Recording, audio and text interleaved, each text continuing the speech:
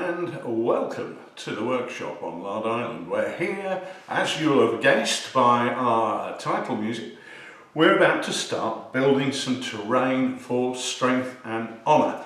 One of the things that I've really been impressed with Strength and Honour is the fact that you can get terrain on the table quickly and for a pretty low cost. And we thought we'd share some of those tips with you here. So I'm going to be running this video showing you how to make some woods and also some marches. And then we're going to be having a look at some buildings. Mark's going to be showing us how to make some roads. And we're going to go on and look at cultivated land and things like that to get you all ready for the release in April. We're also going to be interspersing this with some videos where Mark's going to be telling us about some of the armies that are going to be found in Strength and Honour and telling you their strengths and unit composition. So it'll give you a chance to get cracking and get ready for that release day. Anyway, let's crack on. What am I going to be doing here? Well, woods. Now, here we go. Have a look at this. This is a bath mat. If we have a look on the close-up camera, we can see that it's the bobbly type of bath mat which seem to be very much in vogue at the moment, presumably due to the anticipation of bath mat designers for Strength and Honour coming along. These are relatively small bobbles. I would say they're slightly less than 1 centimetre across. I got this one from Dunelm in the UK, but there are a number of other shops who are producing things very, very similar. My wife bought one for the bathroom, believe it or not, from Marks and Spencer's. I know Mark got his from Asda, and I've heard of people getting them from Wilko's as well. Overseas, I'm sure you'll be able to look on somewhere like Amazon or online, eBay maybe, and look for bobbly bath mats. The thing I really like about this one is that the base material, let's ignore the edge, which obviously is an edge, the base material is relatively thin, and that's going to help tremendously when actually putting that onto a base, because if you get a thick carpet type mat, it's going to be too thick. So the one from Dunelm is superb. I'm going to be using some bases, so you've got a choice obviously of manufacturers there, Charlie Foxtrot, War bases, all nice bits of kit. So we're going to be having a look at a variety of those. And what other things am I going to be using? Well, I'm going to be using some sieved sand to put around the edges of the base. I'm going to be using PVA glue for washing the mat once it's cut out and put in place. I'm going to be using a hot glue gun. I'm going to be using a Sharpie and a pair of scissors. So let's have a look. First things first, we will get our bath mat and our base. Now you can see that the back of this mat, or hopefully you can, has got a nice gridded system on there. So what we're going to do is we're going to use that, and just so we get roughly the right idea, I'm going to draw around my bath mat using a Sharpie. I like a Sharpie because it gives a good thick line. We don't need to be particularly precise, but we can see there where we've got the outline. Now what I'm going to do is I'm going to probably go a bit higgledy-piggledy, but I'm just tracing a line here so you can see it. I'm going to go smaller, and maybe, you know, you might want to get a bit of variety in here in terms of bits sticking out and going one way or the other, just so the wood doesn't look too regular if you're using a square base. So I'm going to cut that out now, and we'll see how that looks.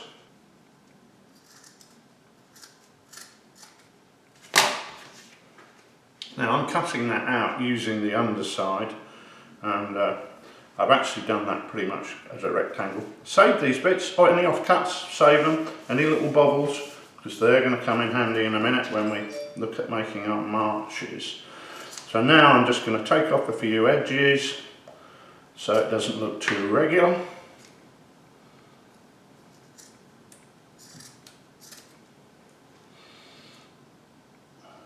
And again, setting aside those bits. It's still a bit too big, so the great thing is that you can use the avenues of trees, for want of a better word, as your cutting guideline. and that will allow you to get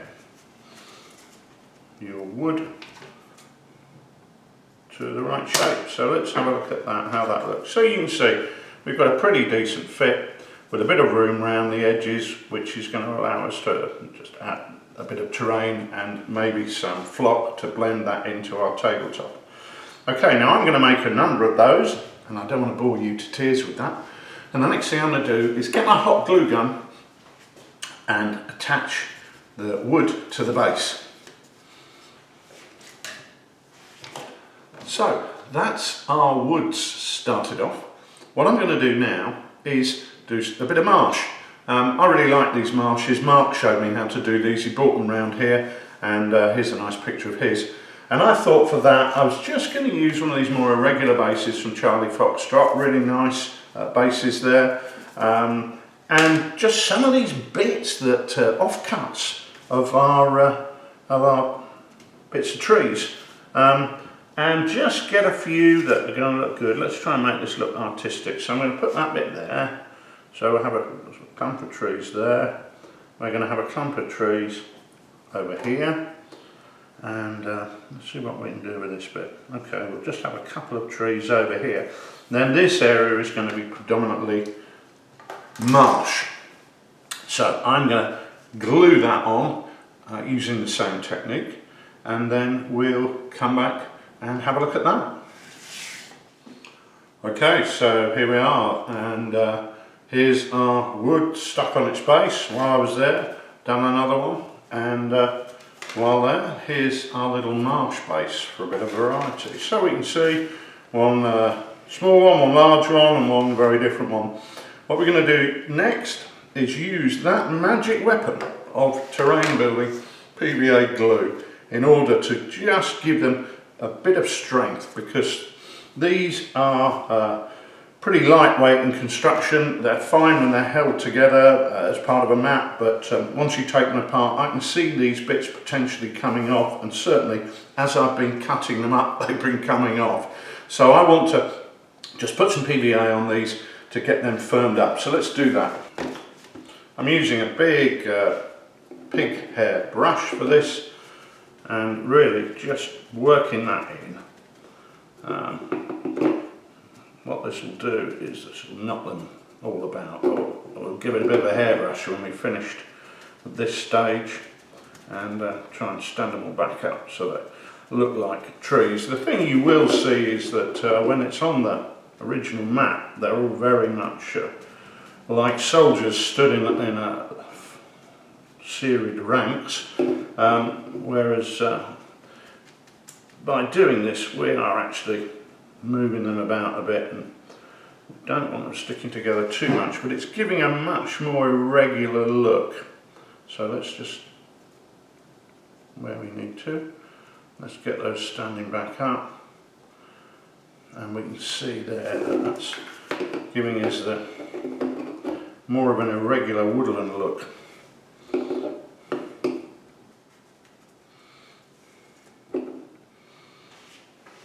Okay, and there we go. We can see, let's get rid of that whole bit of paper.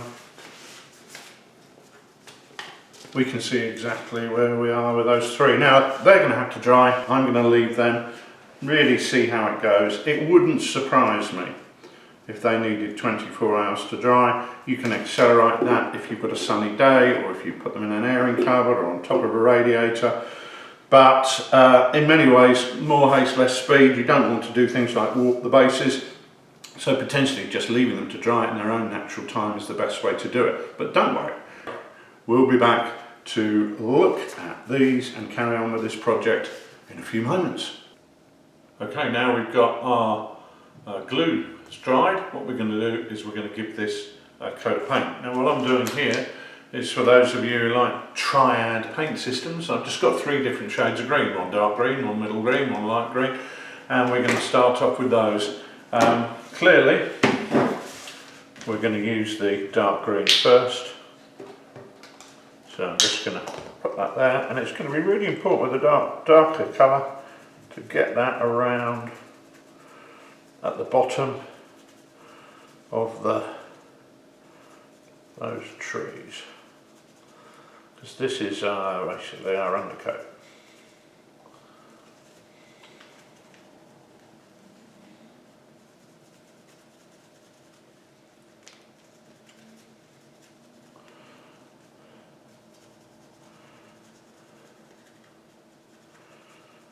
Slap that all over. It doesn't matter if you get it on the wooden base, because that's going to be textured and painted once we've finished painting our trees. So I'm just really rubbing that in to make sure we've got plenty of paint all around those trees, and especially, as I say, at the base of those trees on the base material. And it's an imperfect science, this, but if you just try and cover as much of it as you can, you'll get the best result.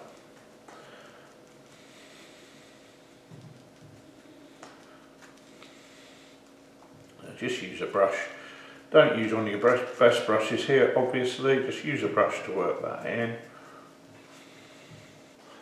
And again, as we discussed when we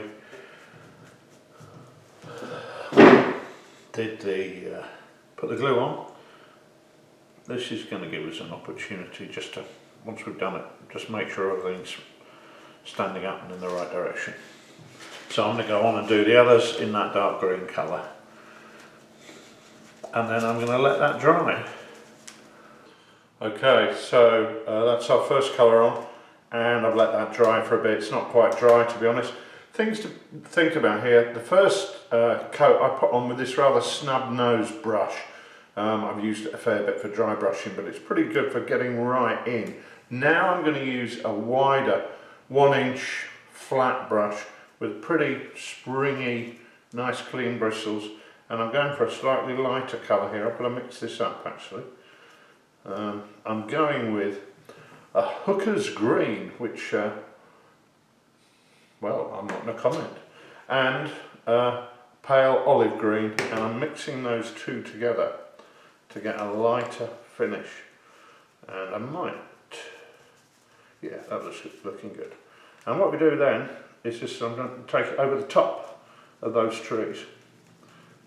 Give it a good old rub down, but you might get some of the original colour coming through, but because it was green, that's not going to be a problem. That's actually going to give us a bit of tonality variation. Because I really focused on getting the paint in around the base of the trees, the areas that I've missed are pretty much on the tops, and that's fine because it's green. It will just look like another colour of green. Now I could allow that to dry, but what I'm going to do is I'm going to go straight in with a bit of yellow, because that's going to mix in with that wet paint, already wet paint. So we'll get a bit of yellow on there and just really give it the lightest of, well, we're effectively dry brushing to get that effect just across the tops. And I'm calling that paintwork done.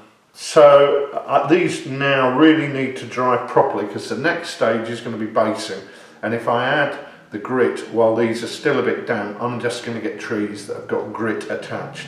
So I am going to leave these now for a good shift, 24 hours ideally. We'll see whether I've got the attention span to let me do that or not. So through the magic of Lard Vision, we'll be back in a moment with some grit. We're back. That's pretty dry, so we're going to give it a go. What I've done is I've sieved 2 lots of sand.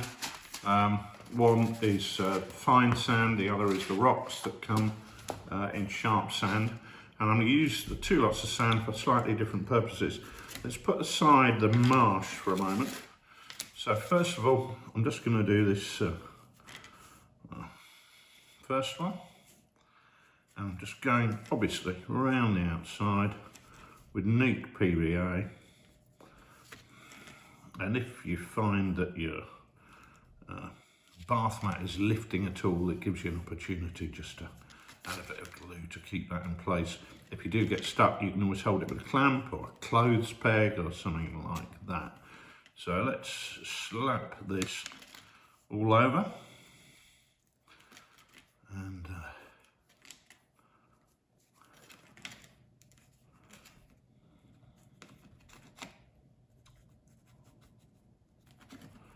okay.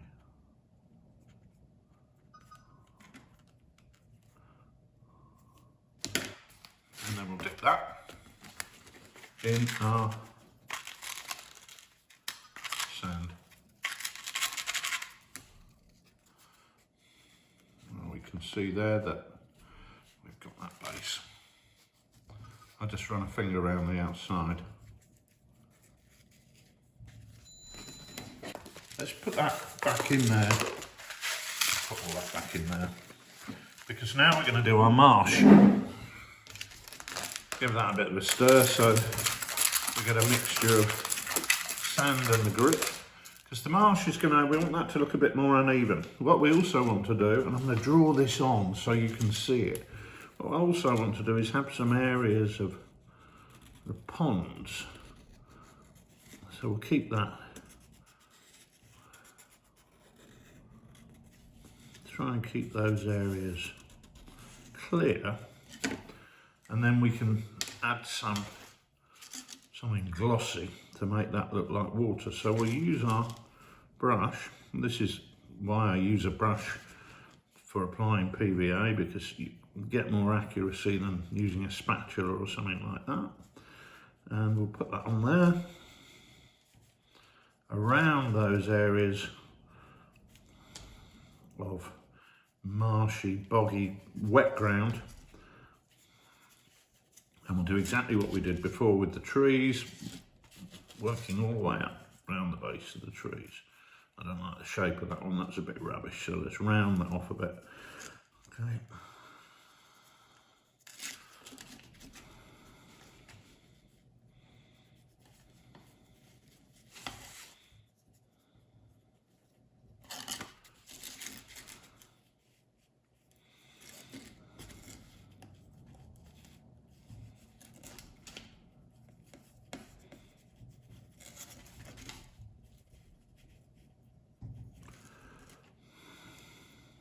Obviously tufts in this scale are going to be way too big, but I'm going to see if I can get some very small tufts. You know, the normal tufts are going to be too big, but if I can get some very small ones, well, maybe that's going to allow me to decorate these up a bit. I'm certainly going to be spending a bit more time on this base than I did on what I will be doing on the tree ones. So let's just get that mixture of grit and sand on there.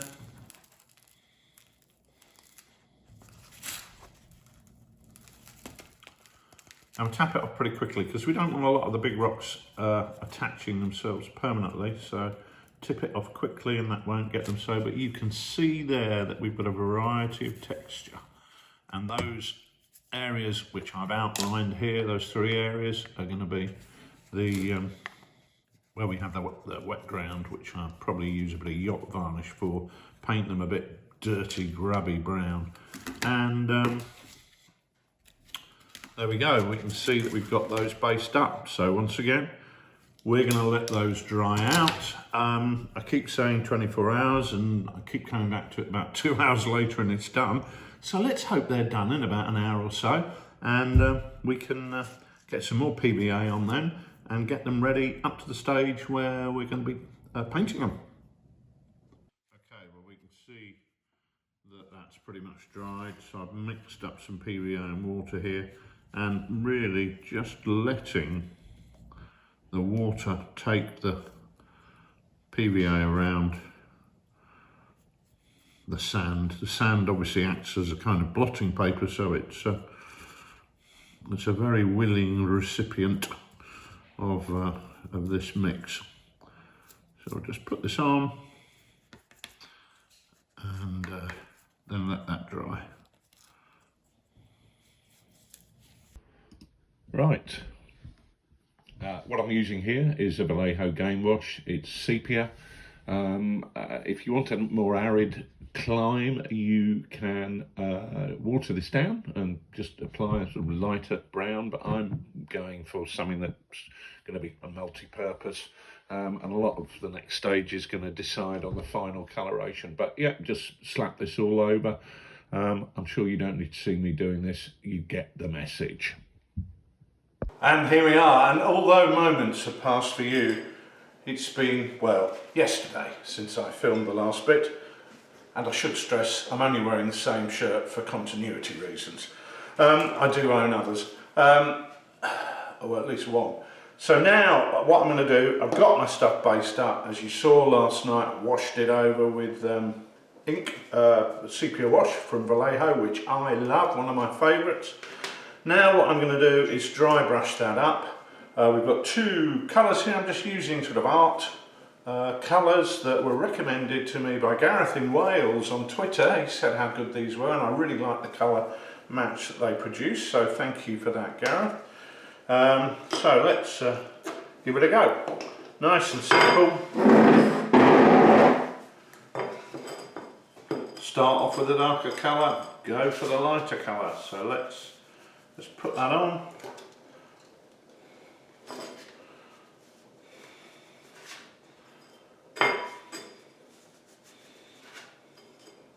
Great thing about dry brushing is that it's such a simple technique, it's difficult to get it wrong.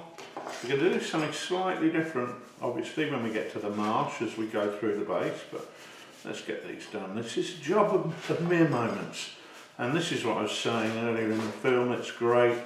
These are great things to do if you just have little pockets of 10 minutes spare.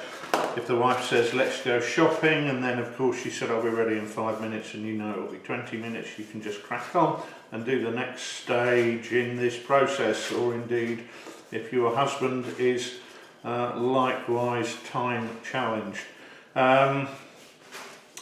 So let's get this done. So as you can see, literally powering through this. I've not actually decided how to do these ponds yet. I know I'm going to varnish them, but I don't know what colour to do. I'm thinking that as this is very much a game where we're getting a bird's eye view of things, I'm actually thinking about painting them blue before I apply the varnish. So if, or maybe sort of very light silvery blue, because you know, if you've ever been up in an aeroplane looking over the countryside,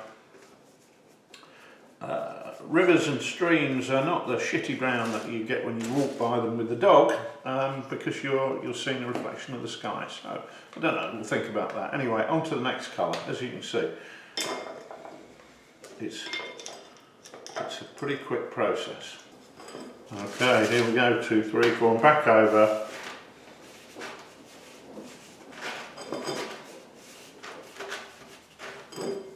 With the next run through, just lighten that up a bit. And I'm just going to carry on doing that. Okay, what I've decided I'm going to do is take a bit of blue.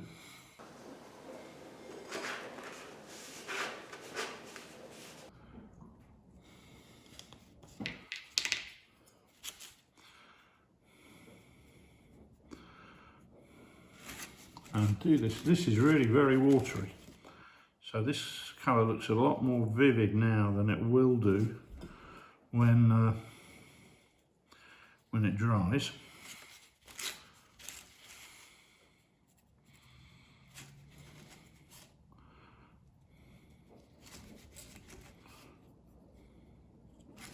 And obviously I'm just painting in those areas where there's water.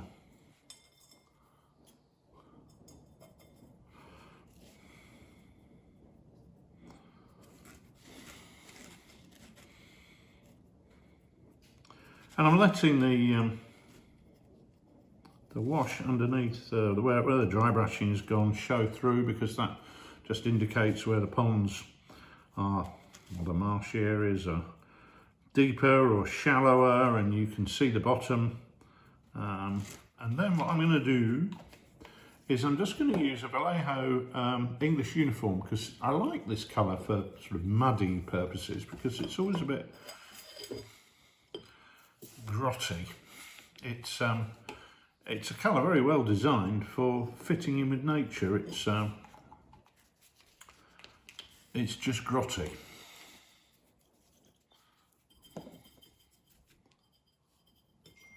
So again, I'm actually making a very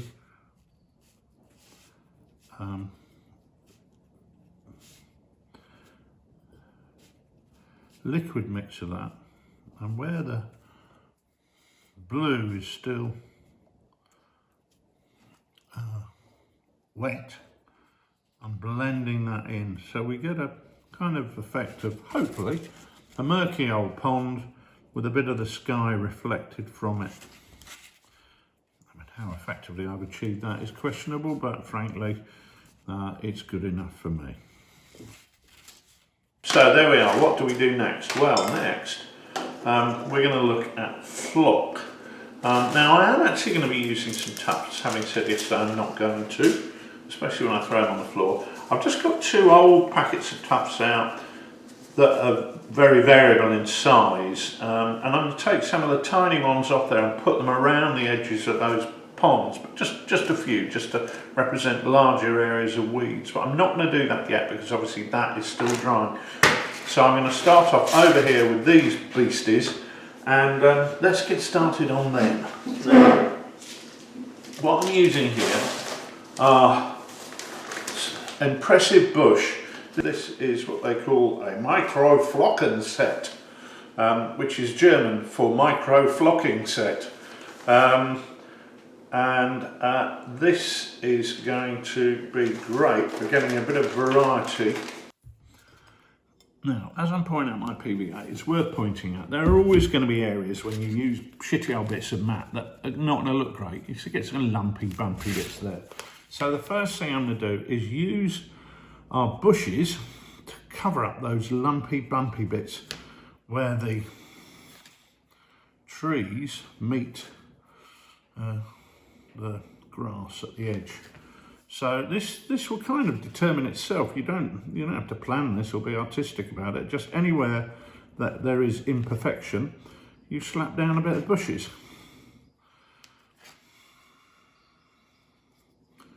So there we go. There's plenty of imperfection there apparently. What I'm going to do is we've got 2 colours. So I'm going to start off just chucking a bit on.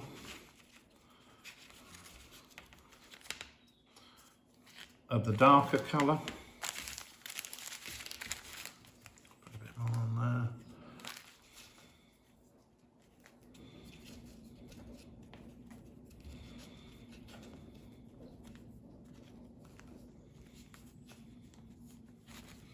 I'm going to tap that off. Then I'm going to add on some of the lighter colour. I'm just sprinkling this on because I can't think of any better way to do it. And once that's on, I'm going to pat that down, which I didn't do with the darker stuff because I didn't want to blot out and all the PVA. So there we go. So let's knock that out. Straighten up some of the trees that have gone a bit wonky. And you can see we've got a bit of variety there. Maybe that light colour stuff, whatever it is a bit too light. So what I think I'm going to do, this is live on the job experimentation, is mix the 2 together. And we'll try this one with a bizarre mix of the 2 colours and see if that works better as well, or is a complete disaster. Like everything with terrain building, it is just a case of trying different ideas, seeing what works and what doesn't. And when it doesn't work, don't worry about it. You can always cover it up with something else. It's not an issue. So here we go. Let's test that theory.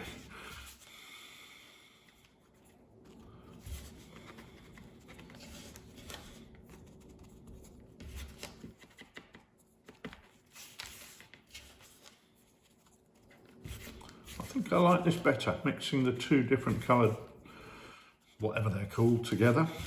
This seems to be like tiny bits of sponge that have been nuked. And that's providing us with a pretty reasonable bit of undergrowth at the edge of the forest. and covering up those imperfections. What we're going to do here is just use some very small bits of, let's choose where we're going to put them, very small bits of static grass. So finding the tiniest of bits is key. We'll put them on. I always add a dab of PVA with static grass because I think it holds them in place better. You can use super glue, but I personally find that can clog up the hairs.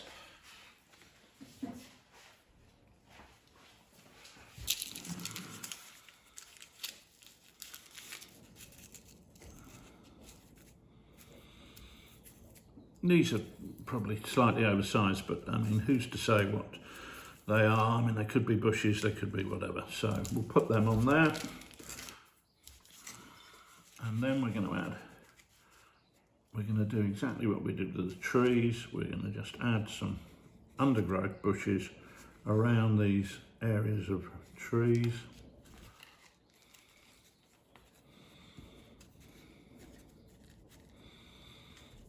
And then knock them off once again. And here I think what I'm going to do is just have a few more areas of undergrowth. You could use clump foliage for this, but I prefer these to represent trees, but I've obviously represented trees in a different way. And this is great for covering up areas where maybe you've dry brushed a bit too heavily and you need to cover that up. So we're just going to put those on.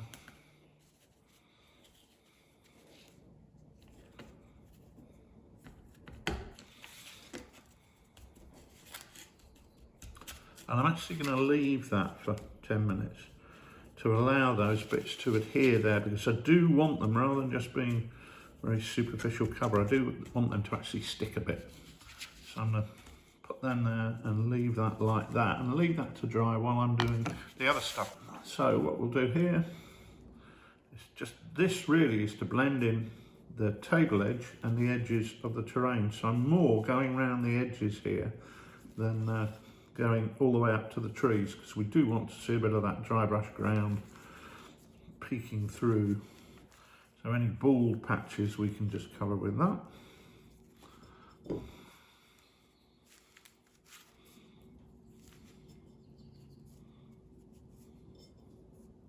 Cover that in there.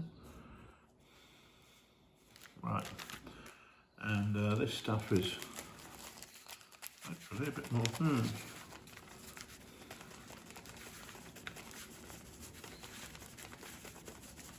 So we'll put that on, and straight away we'll knock that off. Okay, well, you've got the PVA showing through there, so we'll put that to one side and wait until it's dried before giving you a proper look at the finished article, but I'm sure you can get the idea of what's coming up here. And unsurprisingly, here we are with the finished product. You can see a lot of those colours on the bushes and the grass have actually toned down, because when the PVA is on there, it actually makes them look a lot brighter. But we can see now that that's toned down and looking a lot better. And I think there we are on our Geek Villain official strength and honour map with the dots on there to show the terrain spacing. We can see those 4 pieces. Let's have a quick zoom in on that swamp and have a look at that. Unfortunately, you can't really see the gloss there, but you can certainly get the impression there of something that's rough going. So hopefully that's been of inspiration, or certainly of interest, and it will allow you to get cracking building your own terrain for strength and honour. As I say, we've got more coming in this series, and we're also going to be looking at some of the armies that you can build in advance of the rules being released in April. Well, thanks for watching. Any questions, please do put them below. Any comments would be great. Thanks for watching, and we hope we'll see you soon.